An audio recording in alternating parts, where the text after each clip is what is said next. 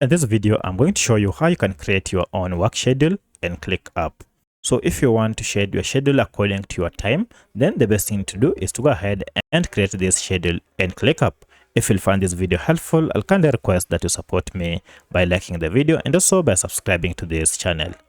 Alright, so the first thing you need to do is to go to your ClickUp account here and then click on settings. From settings, head over down to work schedule.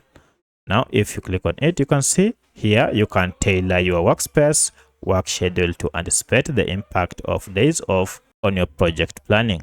Now, you can go ahead and choose the days when you'll be at work by just clicking on them. So when you see they have the black color, it means they have been selected. You can also go ahead and select the time as you wish, and also you can customize your working hours. Once you're done, now go ahead and click on save changes, and now your schedule will be indicated in your account, and whenever someone assigns to you, they'll be able to know when you are at work or the time you are available. So that's how you can set your work schedule and ClickUp.